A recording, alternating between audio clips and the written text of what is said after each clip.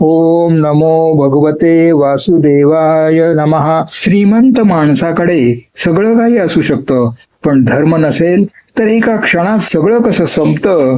ही कथा ऐकून तुमचे डोळे उघडतील. ही कथा आहे धर्म मोठा की लक्ष्मी, एक ज्ञानवर्धक कथा. तत्पूर्वी चॅनलवर नवीन असाल तर कृपया सबस्क्राईब करा. माहिती आवडल्यास लाईक करा आणि शेअर करायला विसरू नका. चला तर पाहूया. जय श्री हरी. हरिओम मित्रांनो, तुमच्याकडे करोडो रुपये आहेत पण प्यायला पाणी नसेल तर त्या कागदाच्या तुकड्याची किंमत काय? लक्ष्मी मोठी की धर्म? जाणून घ्या ही थक्क करणारी कथा. माणसाच्या आयुष्यात दोन गोष्टींना अनन्यसाधारण महत्व आहे. एक म्हणजे लक्ष्मी, जी भौतिक सुखाचे साधन आहे, आणि दुसरा म्हणजे धर्म, जो जीवनाचा आधार आहे. पण जेव्हा या दोघांमध्ये श्रेष्ठतेचा संघर्ष होतो तेव्हा नक्की कोण जिंकते? पैसा माणसाला सर्वस्व देऊ शकतो का, की कठीण प्रसंगात केवळ आपले आचरणच कामाला येते? याच प्रश्नाचे उत्तर शोधणारी, अहंकार आणि सत्याचा लढा मांडणारी ही एक प्राचीन आणि बोधप्रद कथा. प्राचीन काळी भारतवर्षात महिष्मती नावाचा एक समृद्ध नगर होते. या नगराची ख्याती दूरवर पसरली होती. या नगरात धनंजय नावाचा एक अतिशय श्रीमंत व्यापारी राहत होता. धनंजय इतका श्रीमंत होता की त्याच्या घराच्या भिंतींनाही रत्ने जडलेली होती. पण संपत्ती सोबतच त्याच्या मनात एक अहंकारही वाढला होता. एके दिवशी धनंजय आपल्या महालाच्या गच्चीवर उभा राहून पूर्ण नगराकडे पाहत होता. त्याला वाटले, या नगरात जे काही घडते आहे ते केवळ माझ्या पैशाच्या जोरावर. जर माझ्याकडे पैसा नसेल तर लोक मला ओळखणारही नाहीत.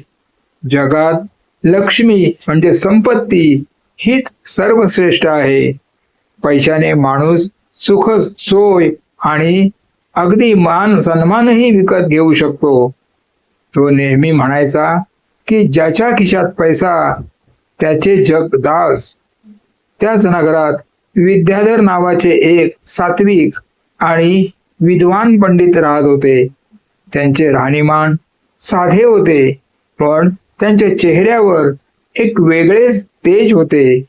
ते नेहमी लोकांना सांगायचे की माणसाची ओळख त्याच्या पैशाने नाही तर त्याच्या धर्माने, म्हणजे त्याच्या कर्तव्याने आणि नैतिकतेने होते. लक्ष्मी चंचल आहे, आज आहे तर उद्या नाही, पण धर्म माणसाची साथ कधीच सोडत नाही. एके दिवशी नगराच्या मुख्य चौकात एका धार्मिक उत्सवाच्या वेळी धनंजय आणि विद्याधर पंडित समोरासमोर आले. धनंजयने उपरोधाने विचारले, पंडितजी, तुम्ही दिवसभर धर्माच्या गप्पा मारता, पण हा धर्म तुम्हाला 2 वेळचे अन्न देऊ शकतो का? पहा, माझ्याकडे लक्ष्मीची कृपा आहे, म्हणून आज अख्खे नगर माझ्या समोर सुकते. सांगा, लक्ष्मी मोठी की तुमचा धर्म? पंडितजी शांतपणे हसले आणि म्हणाले, शेठजी, लक्ष्मी ही सुखाची साधने देऊ शकते, पण सुख देऊ शकत नाही. धर्म माणसाला संकटात आधार देतो, जो तुमचा पैसा देऊ शकणार नाही. म्हणून माझ्या मते धर्मच श्रेष्ठ आहे. दोघांमधील हा वाद इतका वाढला की लोक तिथे जमा झाले. शेवटी हा प्रश्न सुटेना, म्हणून ते दोघेही महाराज चंद्रसेन यांच्या दरबारात गेले. राजा न्यायप्रिय होता. त्याने दोघांचेही म्हणणे ऐकून घेतले. राजाला उमजले की केवळ शब्दांनी यांचा वाद मिटणार नाही. त्यांना अनुभवातूनच सत्य समजावावे लागेल. राजा सिंहासनावरून उठला आणि म्हणाला, तुमच्या दोघांच्याही मनात आपापल्या श्रेष्ठतेबद्दल ठाम विश्वास आहे. मग ठीक आहे, तुमची एक परीक्षा घेतली जाईल. त्या परीक्षेतूनच सिद्ध होईल की लक्ष्मी मोठी की धर्म. याच वळणावरून कथेला खरी सुरुवात होते, जिथे दोघांच्याही शक्ती पणाला लागतात. राजाने या परीक्षेसाठी एक अट घातली. त्याने सावकार धनंजयाला सांगितले, शेठजी, तुम्हाला तुमच्या लक्ष्मीवर पूर्ण विश्वास आहे ना? मग आपण असे करूया, तुम्ही तुमच्या सोबत तुमच्या संपत्तीतील 2000 सुवर्ण मुद्रा म्हणजेच सोन्याची नाणी घेऊन उद्या पहाटे नगराच्या बाहेर पडायचे. मात्र तुमची ओळख कोणालाही सांगायची नाही. सावकार मोठ्या अभिमानाने तयार झाला. त्याला वाटले की ज्याच्याकडे 2000 सोन्याची नाणी आहेत त्याला कशाची भीती. सावकाराचा प्रवास आणि लक्ष्मीचा कस. धनंजयने एका मोठ्या पोटलीत सोन्याच्या मोहरा भरल्या आणि तो शेजारच्या राज्यात जाण्यासाठी निघाला. वाटेत एक घनदाट जंगल आणि त्यानंतर एक ओसाड वाळवंटी भाग लागला. दुपारपर्यंत चालून धनंजयाला प्रचंड तहान लागली. त्याच्या गळ्यात कोरड पडली होती. तो एका छोट्या झोपडीपाशी पोहोचला. तिथे एक वृद्ध माणूस बसला होता. धनंजयने अभिमानाने विचारले, अरे बाबा, मला पाणी हवे आहे. हे घे एक सोन्याचे नाणे आणि मला पाणी दे. तो म्हातारा हसून म्हणाला, बाळा, माझ्याकडे प्यायला पाणीच शिल्लक नाही. हा भाग कोरडा पडला आहे. तुझे हे सोन्याचे नाणे मी काय चाटू? त्याने माझी तहान भागणार नाही आणि तुझीही नाही. सावकार पुढे गेला. संध्याकाळ झाली. त्याला खूप भूक लागली होती. त्याला एक तांडा म्हणजेच भटक्या लोकांचा गट दिसला. त्यांच्याकडे थोडे सुके अन्न होते. धनंजयने त्यांना सोन्याच्या 5 मोहरा दाखवल्या आणि अन्नाची मागणी केली. तांड्याचा प्रमुख म्हणाला, आमच्याकडे फक्त आमच्यापुरतेच अन्न आहे. आम्ही हे विकले तर आमची मुले भुकेने मरतील. तुझा हा पिवळा धातू म्हणजे सोने आम्ही खाऊ शकत नाही. जेव्हा अन्नाचा तुटवडा असतो तेव्हा सोन्यापेक्षा भाकरीचा तुकडा मोलाचा असतो. रात्र झाली.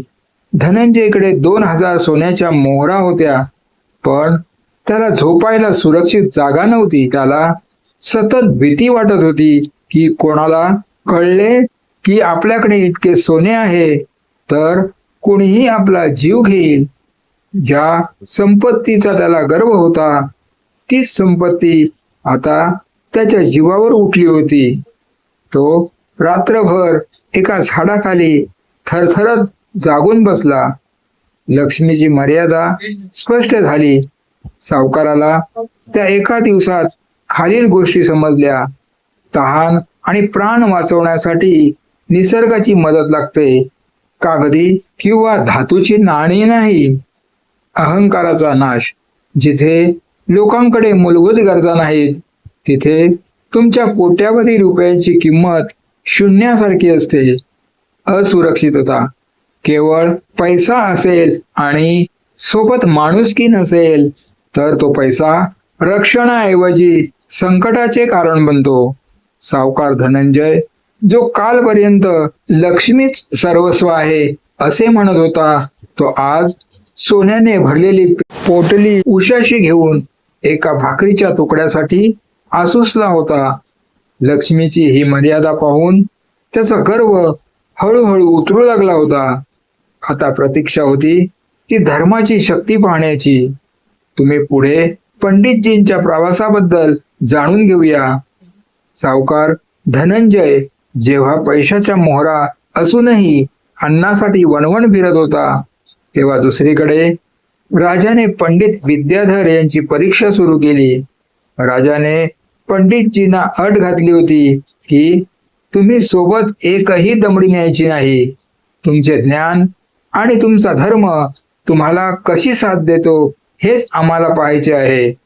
पंडितजीने शांतपणे स्मित हास्य केले आणि केवळ आपल्या हातातील एक लाकडी काठी आणि जपमाळ घेऊन ते प्रवासाला निघाले. पंडितजींचा प्रवास आणि धर्माचा विजय. पंडितजी सुद्धा त्याच मार्गाने निघाले ज्या मार्गाने सावकार गेला होता, पण त्याच्याकडे पैसा नसूनही त्यांचा प्रवास वेगळ्या पद्धतीने सुरू झाला. पंडितजी एका गावी पोहोचले. तिथे त्यांना काही लोक विहीर खोदताना दिसले, पण त्यांना पाणी लागत नव्हते. पंडितजीने आपले धार्मिक ज्ञान आणि अनुभवाचा वापर करून जमिनीचा कल ओळखला आणि एका विशिष्ट जागी विहीर खोदण्यास सांगितली. तिथे पाणी लागल्यामुळे गावकरी आनंदी झाले. पंडितजींनी त्यांच्याकडून काहीही मागितले नाही, पण गावकऱ्यांनी आदराने त्यांना आपल्या घरी नेले, उत्तम भोजन दिले आणि विश्रांतीसाठी जागा दिली. इथे धर्माने म्हणजेच परोपकाराने त्यांना अन्नाची सोय करून दिली. पुढच्या प्रवासात पंडितजींना तेच भटके लोक म्हणजे तांडा भेटला, ज्यांनी सावकाराला अन्न नाकारले होते. तिथे एक लहान मूल खूप आजारी होते. पंडितजींनी आपल्याकडील वनौषधींचे ज्ञान आणि काही मंत्रोपचार करून त्या मुलाला धीर दिला. मुलाची प्रकृती सुधारली. तांड्याच्या प्रमुखाने कृतज्ञतेने पंडितजींच्या पायावर डोके ठेवले. त्यांच्याकडे अन्न कमी असूनही त्यांनी पंडितजींसाठी पोटभर जेवण आणि वाटेसाठी शिदोरी बांधून दिली. इथे धर्माने म्हणजेच मातृभाव आणि सेवेने त्यांची सोय केली. रात्र झाली तेव्हा पंडितजी एका पडक्या मंदिरात शांतपणे झोपले. त्यांच्याकडे चोरण्यासारखे काहीच नव्हते, त्यामुळे त्यांना चोर दरोडेखोरांची भीती नव्हती. उलट त्यांच्या चेहऱ्यावरील सात्विकता पाहून वाटसरू त्यांच्याजवळ येऊन बसले आणि त्यांच्याकडून ज्ञानाच्या गोष्टी ऐकू लागले. ज्या पैशाने सावकाराची झोप उडवली होती, त्याच पैशाच्या अभावाने आणि धर्माच्या प्रभावाने पंडितजींना शांत झोप दिली. पंडितजींच्या या प्रवासातून धर्माची म्हणजेच चांगल्या आचरणाची 3 रूपे समोर आली. माणुसकीचे नाते. पैशाने माणूस वस्तू विकत घेऊ शकतो, पण प्रेम आणि विश्वास केवळ धर्माने म्हणजे चांगल्या वागण्याने कमवता येतो. अखंड सोबत. पैसा संपला की लोक साथ सोडतात, पण ज्याने धर्म पाळला आहे त्याला अनोळखी लोकही मदत करतात. आंतरिक शक्ती. संकटाच्या वेळी पैसा माणसाला घाबरवतो, तर धर्म माणसाला सहन करण्याची शक्ती आणि मार्ग शोधण्याची बुद्धी देतो. कथेच्या अखेरीस जेव्हा परीक्षेची मुदत संपली तेव्हा राजा चंद्रसेन यांनी दरबार भरवला. पूर्ण नगराला या परीक्षेच्या निकालाची उत्सुकता होती. एका बाजूला सावकार धनंजय उभा होता. त्याचे महागडे कपडे फाटले होते, डोळे खोल गेले होते आणि चेहऱ्यावर प्रचंड थकवा होता. त्याच्या हातात सोन्याच्या मोहरांची ती पोटली जशीच्या तशी होती, पण त्याचे वजन पेलण्याची ताकदही त्याच्यात उरली नव्हती. दुसरीकडे पंडित विद्याधर उभे होते. त्यांच्याकडे धन नव्हते, पण त्यांच्या चेहऱ्यावर विलक्षण समाधान, तेज आणि हास्य होते. राजा सिंहासनावरून उठले आणि त्यांनी प्रथम सावकाराला विचारले, शेठजी, तुमची लक्ष्मी तुमच्या सोबत होती ना? मग तुमची ही अवस्था का झाली? सावकार राजाच्या चरणी झुकला आणि गहिवरून म्हणाला, महाराज, मी भ्रमात होतो. माझ्याकडे 2000 सुवर्ण मुद्रा होत्या, पण जेव्हा मला तहान लागली तेव्हा एक थेंब पाणीही मला त्या सोन्याने विकत घेता आले नाही. जेव्हा मी भुकेने व्याकुळ होतो तेव्हा कुणीही माझे सोने घेऊन मला भाकरी दिली नाही. उलट या सोन्यामुळे मला रात्रभर चोरांच्या भीतीने झोप लागली नाही. आज मला समजले की पैसा असूनही माणूस अगतिक होऊ शकतो. ही लक्ष्मी मला सुविधा देऊ शकली नाही, कारण तिथे माणुसकी नव्हती. त्यानंतर राजाने पंडितजींना विचारले, पंडितजी, तुमच्याकडे तर एक पैकाही नव्हता, मग तुमचा प्रवास कसा झाला? पंडितजी शांतपणे म्हणाले, महाराज, माझ्याकडे धन नव्हते, पण माझ्याकडे माझा धर्म आणि माझे ज्ञान होते. मी जिथे गेलो तिथे लोकांना मदत केली. कोणाचे दुःख हलके केले तर कोणाला ज्ञानाचे 2 शब्द सांगितले. बदल्यात त्या लोकांनी मला केवळ अन्नच दिले नाही तर खूप प्रेम आणि सन्मानही दिला. मला चोरांची भीती नव्हती आणि भुकेची चिंता नव्हती, कारण धर्म पाळणाऱ्यांना ईश्वर कधीच उपाशी झोपवत नाही.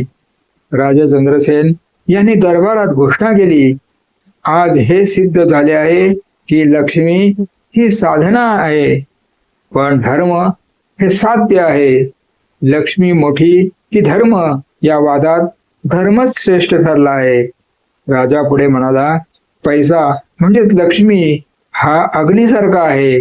जर तो धर्माच्या नियंत्रणात असेल तर तो घर उजळवतो, पण जर तो नियंत्रणाबाहेर गेला तर तो गर्व बनून माणसालाच जाळून टाकतो.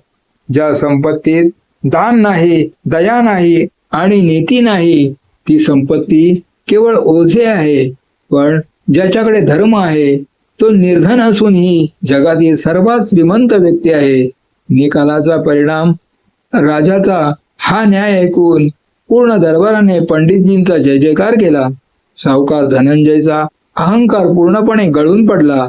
त्याने त्या क्षणी आपल्या संपत्तीचा मोठा हिस्सा गरिबांसाठी दवाखाने, विहिरी आणि शाळा बांधण्यासाठी दान केला.